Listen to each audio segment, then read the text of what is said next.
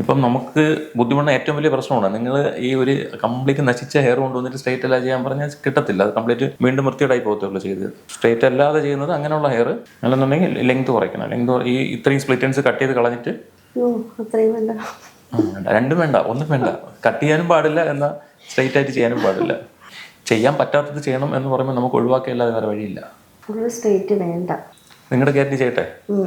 Okay, straight അല്ലാതെ ചെയ്തുതരാം. പക്ഷെ തിരിച്ചു പോകുമ്പോഴത്തേക്കും നമ്മളിത് കംപ്ലൈൻറ്റ് കൊണ്ടുവന്ന് തിരിച്ചു പോയെന്ന് പറയരുത്. ഒരുപാട് പതുങ്ങിയിരിക്കല്ല കേട്ടോ. മാം ബോട്ടോക്സിന്റെ വീഡിയോസ് കണ്ടിട്ടുണ്ടോ? കണ്ടിട്ടുണ്ട്. അതുപോലെ ഇരിക്കും തല. ഞാൻ 1-2 വീഡിയോസ് ഒന്ന് കണ്ടത്, എനിക്ക് ഇഷ്ടപ്പെട്ടത് ഞാനൊന്ന് കാണിക്കും.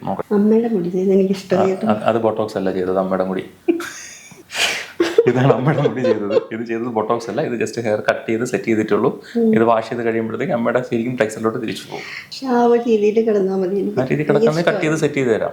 വേണ്ട, അപ്പൊ പിന്നെ അത് കുറച്ച് ദിവസമല്ലേ നിൽക്കില്ല, ഒറ്റ ദിവസം നിൽക്കുള്ളൂ.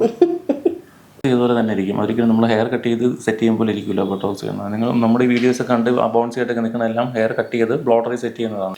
അത് കഴിഞ്ഞിട്ട് നമ്മൾ ബോട്ടോക്സ് ആണ് ചെയ്യണമെങ്കിൽ ബോട്ടോക്സിന് ടെക്സ്ചറേ കിട്ടത്തുള്ളൂ. ഒരിക്കലും ഹെയർ കട്ട് ചെയ്ത് സെറ്റ് ചെയ്യുമ്പോൾ നമുക്ക് ബോട്ടോക്സിൻ്റെ ടെക്സ്ചർ നിൽക്കത്തില്ല. സ്റ്റാർട്ട് ചെയ്യാൻ നമുക്ക്. നിങ്ങളുടെ മാത്രം റിസ്ക്കിലാണ് ചെയ്യണത്. തിരിച്ചു പോകുമ്പോഴത്തേക്കും നമ്മുടെ കംപ്ലൈൻ്റ് ആയിട്ട് പറയരുത്. ഓക്കെ, എന്നാലും എത്ര മാസം നിൽക്കും? ഒന്നുമില്ല, നമുക്ക് ഗ്യാരണ്ടി ഇല്ല.